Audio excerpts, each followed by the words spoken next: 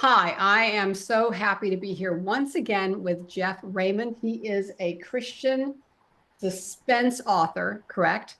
Correct. Correct. Christian suspense author, and he is back with his second book. He was here on June 6th talking about his first book in, I'm looking at my notes because it can be a little confusing, in the International Intrigue series. Is that right? Correct. And one Correct. is the Medici Quest. And book two is the Alcuin Letter. And um, and I just want you to launch into it because I Yeah. know nothing about this suspense stuff. And to me, it reads a lot like the Da Vinci Code, a Christian Da Vinci Code. So, Yeah. Jeff, go ahead and just launch in and tell us something about the Great. book. Well, I'm just going to let you talk. yeah, great. Well, thanks for having me back again. It's good to be here. Both of my books are really, there's a history part that's true. There's true historical characters, some events that really happened that sets the scene for a modern day mystery slash suspense. Um, one author that I've read a lot in the secular world named Steve Barry. If anybody's read him, he has similar type books. Again, they're not Christian focused, but similar type books where historical events have kind of set the table for something in the modern times. So, and I call this the International Intrigue series. They're set both books in different places, but primarily in Europe. The first book was some in Italy and the island of Rhodes in the Mediterranean. And this book is set in a couple different places. Um, Starts in the U.S., a little bit in London, uh, Switzerland, a couple different locations in Switzerland, and some in Germany as well. So it moves around some. There's a lot going on. But primarily, I want to history part is I hope people learn, are interested in that. At the end of each book, I kind of go through, hey, this part was really true. This person was a true historical character, and then highlight maybe some of the areas that I used my fiction responsibilities to make it all work. So I hope people are interested in that a bit. But each also has kind of a focus. The first book, kind of a side title, would have been The Search for Redemption. I mean, the main character had some tough things in his past life that he always was feeling bad about, and how that kind of played a part in this whole adventure that they went on. The second book, actually, the two main characters have both had a basic background in the Christian faith, but have struggled with that, really coming to terms with what that means and to really make it their own. And again, through the books and the stuff they go through, um, they talk about that, interact about that, and hopefully the books show some growth in those areas in the midst of trying times. And probably any book I write, whether it would be in this series or anything in the future, would probably have somewhat common everyday people that get put in really trying situations, and how do they deal with it? Do they grow? Do they fold under pressure? How do things affect them? Don't necessarily have, a full-time spy or CIA agent or something like that. It's more someone that's not involved in that, but is put in tough situations, and kind of how do they react to all that. So while I enjoy writing about, they're in Europe, they're traveling around, there's a mystery, there's a suspense. Um, it always comes down to the people involved and what happens to them throughout the book. So, are your characters primarily, you have two main characters so far in each of these books, and they're different. They're not the same characters in Correct. the book. It's a male and a female. Mm-hmm. So, are they American in Europe or are they European in Europe? The first book, they're both American, but they meet for the first time while they're both in Florence, Italy.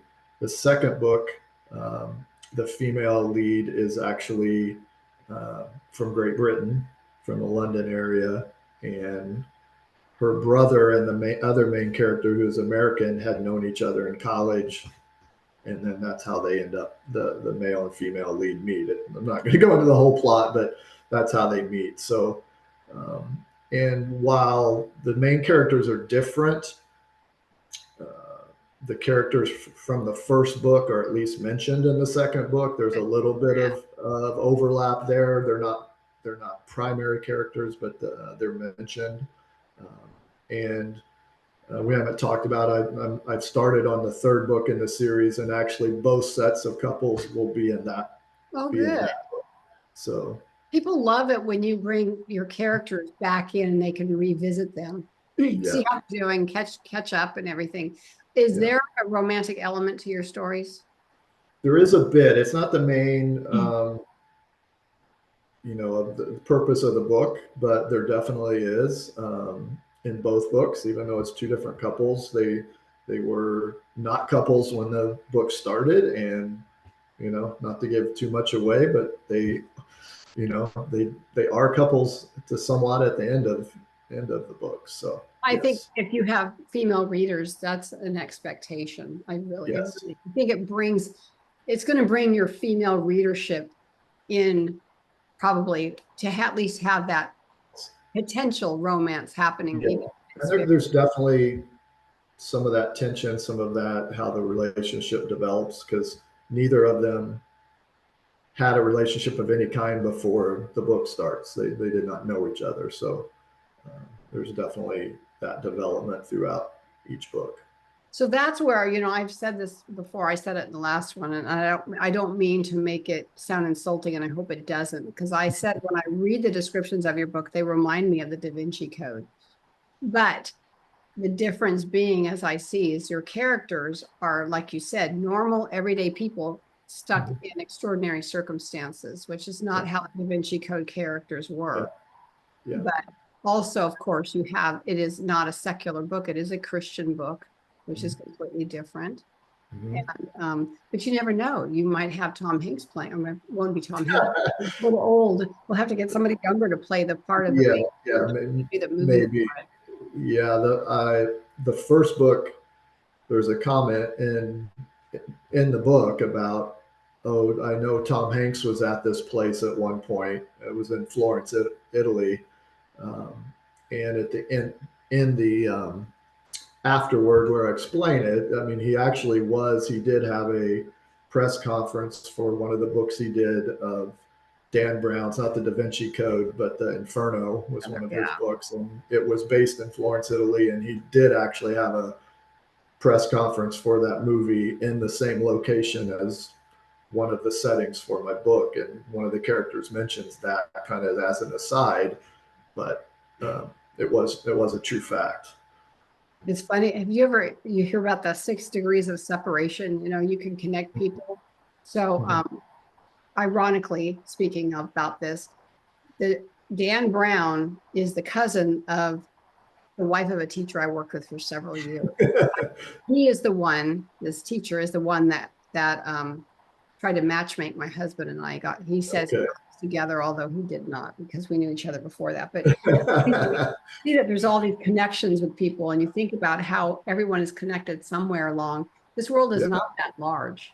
It really is. Absolutely, especially in today's world. So exactly, where everybody can connect with everybody via social media, or Google somebody and it's right there. So curiously, because I know my husband is real good about saying, well, you should make this into a movie. This should be a movie. I'm sure your wife says the same thing to you about your book, right? Yeah, that would be something. So don't write with that ever in mind, and would be shocked if it ever happened. But I hear you, but I'm just curious. Who does your wife think should play the main characters in your movies? Has she ever mentioned that? We've actually not had that discussion, so I'm not going to put any words in her mouth. So I would have to let her answer that one. Yeah, I would just be curious. Yeah, absolutely. You see somebody like Karen Kingsbury. I was thinking, oh my gosh, her movie got picked up. But Karen Kingsbury, basically, she produced it herself. So, if we all had that kind of money hanging around, we could probably make our maybe. Yeah. So you were working full-time. You work at Westmont College in Santa Barbara, correct? So we were talking before we started recording, talking about how difficult it is on your writing schedule, trying to get this writing in, because you had a lot of the Medici Quest, you finished that, but you had the Alcuin Letters mostly written when you published the Medici Quest, and now here you are with both of them out there, and you're working so much, it's really hard. Talk about that a little bit. Yeah, I think the last time you had me on, I mentioned both those first two books. Well, let me even go back. Probably 20 years ago, maybe a little more, I started, I'd write a few chapters of a book and never finished it, didn't go anywhere. Um, the Alcuin Letter was actually the first book that I completed in its very rough format. Then I did the Medici Quest a few years later, and that one was a little more finished, so it was published first. Then I went back and probably took 3-4 months just to edit a little bit, rewrite the Alcuin Letter, get it ready to publish. So, but I probably wrote the first words of that 10 years ago, probably. I've always had other jobs, full-time jobs. So COVID actually was a benefit because I was home a lot during COVID for about 4 months that I did a lot of writing. The third book, uh, I think in the past, I'd pretty much written an opening introductory, not even probably a full chapter, but to get it started. But I'm moving forward with that. But I work full time. I have a family. My son and his family live with us, so I have a almost 4-year-old grandson that's with us as well. So as you can imagine, there's not a whole lot of time, even when I'm home from work, or quiet time. Um, but it's great. I mean, our family's great, and it's a blessing to have a grandson right there all the time. Even though, as those of you who might have grandchildren know, it's sometimes good if they're not there for some peace and quiet. But Well, that's the whole point of being a grandparent. You can give them back when you're yeah, tired yeah. of it. When they're living with you, not so I much. have the benefit for me is I have some flexibility in my work. Um, I can work remotely some days and squeeze out a little time while I'm doing that to write. And usually, most weekends, I will spend some time. I'll get away from the house and go somewhere where I can just write. But it's inconsistent. It's not perfect. It's not conducive to writing very fast at all. And I realize that someday maybe I'll have more time to do that. But right now, it's a fairly slow process. Are you a plotter or are you a pantser? I'm a pantser. So with that kind even of as I write a chat, I mean, as we've mentioned, just because of the history and some stuff in my books, there's quite a bit of research. And I can think of the last chapter I was working on in the third book. I'd gone a little ways and I thought, oh, it'd be great if we do this. And so, but it was something that took more research even as I'm going along. I mean, I know where we're starting and some of the things that are going to happen and where we're going to end. But there's a lot in between that I kind of write as I go. So that makes it slower. I realize that it's just the way it is right now. I don't really have an option unless I wanted to write, you know, for 3 or 4 hours in the middle of the night and not get any sleep. That'd be a little hard. You can't function. Yeah. So again, I have about, I think I'm in the middle of the fourth chapter of the next book, and my goal would be have it done by the end of the year. But again, that might be a little wishful thinking just because of my schedule. But I put that goal out there anyway for myself to have it finished by the end of the year. How many words are your books typically? They're in the neighborhood of 70,000. Okay, so they're not super long. They're not. They haven't. No, they haven't been any. Like 100 or 110,000 or something like that. So I know the printed versions of the first two were 270 pages ish in that neighborhood. So that's kind of where I'm at. Okay, just interesting. I know a lot of people ask, well, how long are your books? And they want to know page numbers. And I'm try to explain page numbers don't really work. It just depends on what your font is. And most of my books hit around 90,000. Mine are not deep. For sure. No, I know I've picked up a few books just to read that I wish they had larger fonts and more pages, but no. So yeah, I would probably on the low end of our total words compared to some. What do you do for marketing, Jeff? Yeah, that's been again, I think the last time you had me on, we talked about this, been a steep learning curve for me to do that. And as I've said before, it's one of the few professions where you not only have to hopefully do your craft well, you got to figure out how to sell it too. Art. Which, yeah, it's, and for people to have both those talents, um, I know there's people out there that do it, but it's tough. Obviously, I've been on doing things like this right here, a couple of things like that, BookBub ads, Amazon ads, a few periodic things on other organizations or companies that offer, special, whether it be social media blast or a special post on a blog or those type of things. There's a lot out there to do.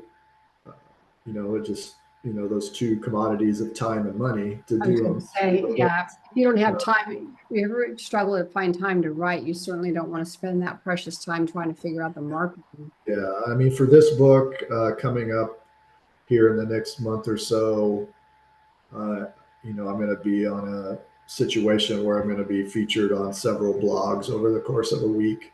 Uh, but then again, I have to write responses and post for that as well to get that ready. So it's just time away from actually writing. But How do you find those blogs to be on? Do you just go on somewhere and well, ask? this one was through a company that offers, like, if you pay them a set amount, they guarantee they'll get you on X number of blogs. Most of them are in the Christian fiction realm. So I don't have the exact number yet. We're just working that out, but it'll be on anywhere from half a dozen to 15 different blogs or so over the course of a week. Have you thought about my publisher actually she started with this marketing publicity end of the spectrum, which is now she's closing down publishing, but she's going to stick with this. But there's been really well received, and it's called Celebrate Lit Blog Tours. And I know, have you ever heard of that? I have not heard of that one, but it sounds similar to the one that I'm involved with here coming up in the next month Same or so. idea. Yeah, because they'll get they'll get about 17 different people on there. Not only reading and reviewing, they read, review, post the reviews, and then share it all over the place. So I mean, I knew it from my end because she was my publisher, but when I was at a writer's conference and one of the people teaching the class started touting how good this blog tour was, I knew it was something big. I mean, how do you judge it on, right? So Yeah. that was kind of impressive. So I mean, there's always those, but of course it costs money. Yeah, that's you run into that a lot. So I'm right now, I'm feel blessed that I found a avenue to publish these books, and as I move forward, maybe get to the point in my life I don't have as much stuff outside my normal life and can focus a little more. um, we'll see where it goes from there here in the future, but I'm enjoying it now. Again, trying to squeeze in time to write, as we mentioned, is not easy, but sometimes that, whatever, 3 4 5 hours maybe on a weekend, just sit down in a quiet place, and I enjoy that.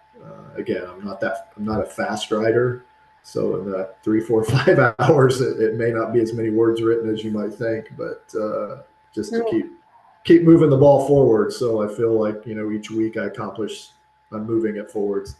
Um, that keeps you a little motivated. And if you go 3 4 5 weeks and don't get anything done, then you get kind of depressed about it, and like, do I really want to keep moving and do this or not? So every time I can make a little progress, it's a small bit of motivation to come back the next time I have a few minutes to write.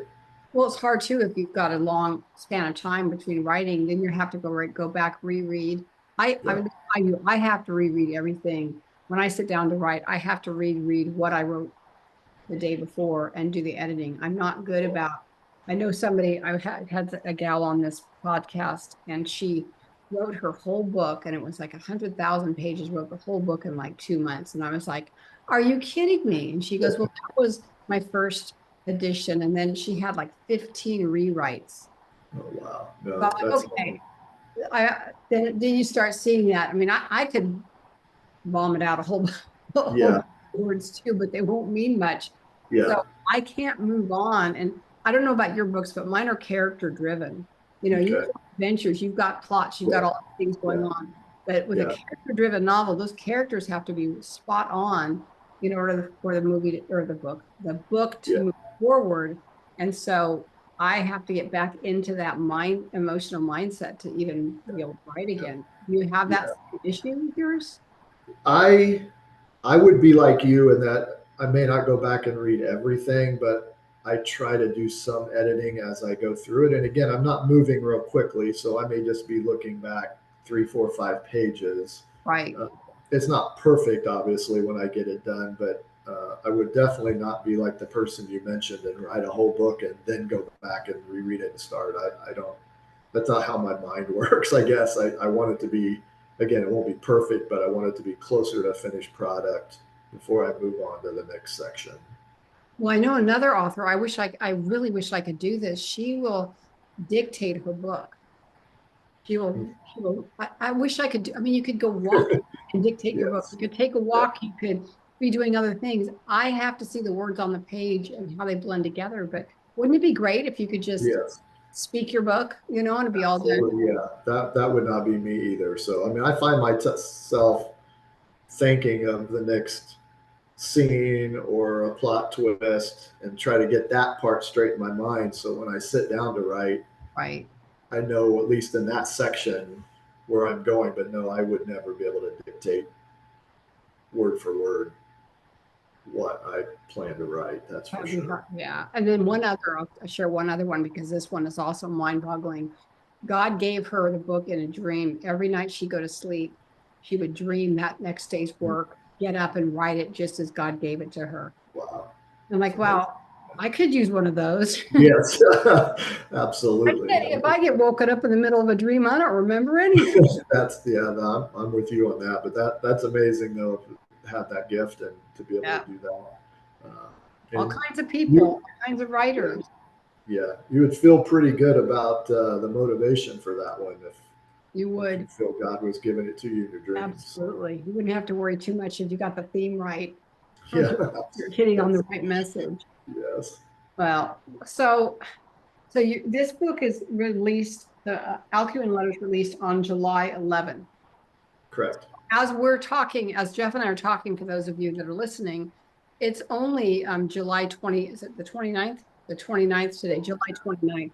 So this Yeah, will actually publish until October 3rd. So mhm, it's only been out for a couple of weeks at the most. And yeah. how's it doing so far? I mean, are you I mean, it's doing okay. I mean, again, as I learned the publishing world, I've had a couple people say this is the summers often certain times of the summer are a little tougher times to sell. Um, I don't know if that's your experience or not. I It's been don't good. pay attention to my numbers. I'm going to be honest, Jeff. I Yeah, honestly don't pay attention to my numbers. yeah, yeah. So, I mean, it's been okay. It's probably I'd have to go back and look. It's probably on par from where the Medici quest started as well. And sometimes it just takes a little time for someone to read one or the other, Right. and say, "Oh, I want that other one," or to kind of get into it. I mean, any responses I've had are pretty good. So I know my wife, she likes the second one better than the first one is her Really? comment. So I trust her a lot. So we'll see how that continues to move forward. And again, I don't, Did you she know, say why? Did she give you an indication of why she liked it better?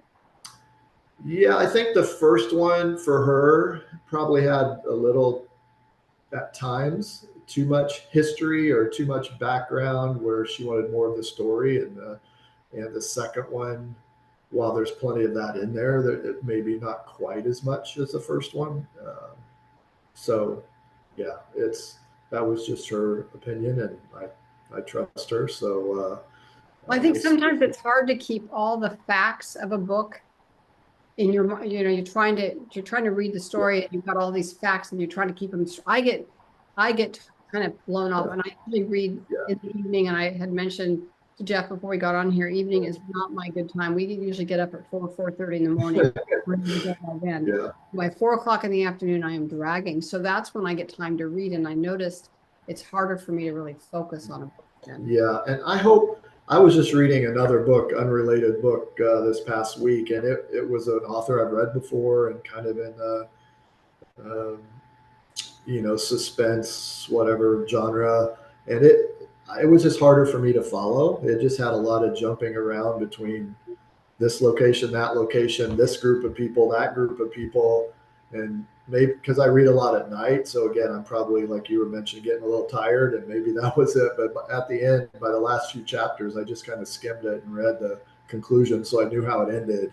And I don't think, well, mine may have facts in them. I hope anyway. They're not. Some of the facts are vital to the plot. Some maybe not quite so vital to the plot. So hopefully people don't get lost in it and give up. Sometimes it's like reading the Old Testament. You're trying to keep track. I mean, I want to do. I need a family tree and start plotting all the kings on the family tree. Absolutely, yeah. After a while, you get lost in all the names and. So, and again, I've had fun writing these. The historical part, I kind of like history, the locations. I've been fortunate to been to some of the locations in the book, not all of the locations, but some of them. So I can kind of pull on my own experience when I was at that location and remember how certain things were. You have a lot of pictures. When you go I do have a lot of pictures, yes. When you have not been to that location, do you use like Google Earth and take yourself there? Yeah, I've done that. Maps, if it's a specific historical site or yeah, things like that, you can pull up all the information you want. I have used Google Earth just to kind of go through, see how the streets connect if I'm describing something moving through the streets. I try to make maybe more than I need to, but I try to make even those things as accurate as I can. If I name a street, it's probably an actual street. Well, if you don't, somebody's going to point it out. Yeah. So it does, again, it just adds to a little bit to the research, right? To move a book forward. And I'm probably learning as I do this, not to do that too much with stuff that doesn't really matter to the plot, because you'll lose some people. Right. They care. Kind of learning that just enough here and there to put in to keep it interesting and to keep it accurate to the make it feel real. You want it to feel real. Can you imagine trying to write a book of that, like what you write? Can you imagine trying to have done that 100 years ago? No, you wouldn't have known.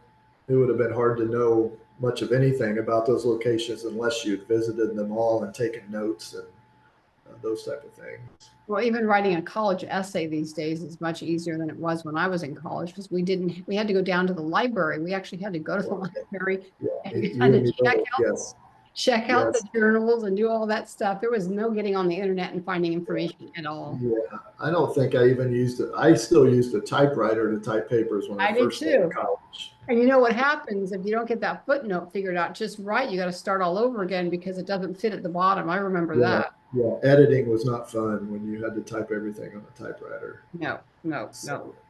Well, I'm excited. So do you have a title for book 3 yet? It's tentatively called The Aryan Gospel. And it's, I won't go into the whole background, but Arius was a person many years ago in the 3rd and 4th century. He was related to when Emperor Constantine, and I won't go into the whole thing, but that's a tentative title. There. History major in college by any chance? No, I was not. If I had to do it all over again, I maybe would, but no, it's just some stuff that interests me, and sometimes I'll read something on, CNN.com or whatever, just some about something that somebody found in history, and I may make a note of it or bookmark the page, just thinking, oh, that might be something I can use later on. And again, the ancient type of history is a small part of the books. It's kind of set the stage and something happens. The majority of the books are set in, modern times. So it's not necessarily an historical novel, other than just the history facts kind of set the stage. That sounds really good. And I want to point out that his books are on Kindle Unlimited. I think that's important for those of us that have Kindle Unlimited because, and it used to be Kindle Unlimited. If you took a book out, if you didn't read it by a certain amount of time, they would take it back. Hmm.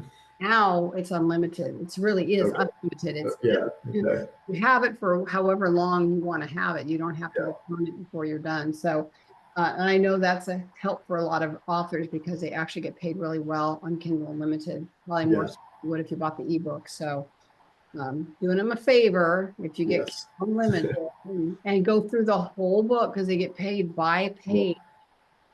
Yeah, absolutely. So it's always interesting to see that pop up, to see how many pages have been read. Um, yeah, at least on the Amazon site where that tracks some of that, and so you can see that. So you're thinking, okay, my book is so many pages, and divide that by that, so that means X number of people have read that book. So that's satisfying to know other people are reading what Yeah. you write. And again, for the most part, I've gotten good feedback, pretty good reviews, and so I enjoy that. And hey, but if I get more of them, the more reviews, the better. That's a good. Reviews are important. I think a lot of people don't realize how important reviews are to authors. It's very hard to get people to read a book and review it. And it doesn't have to be a long, it could just be, wow, this was a great book. It could Yeah. be a 5-star or whatever, 4-star, whatever. But a review is very helpful, Yes. Absolutely. both on Amazon and Goodreads and BookBub. So, Yes. um, so Jeff, it was such a pleasure to talk to you again today. I'm excited about this new book for you and see how that will go. And I really hope you find time to dig into this new one, the Yeah. Aaron Gospel. So thank you for Yes. I appreciate it again. It's great to be with you again, and I'll keep writing, and hopefully, maybe we'll actually cross paths at some point. you never know. Never know. That's great. Thanks again for having me on. Thank you. Bye. Bye.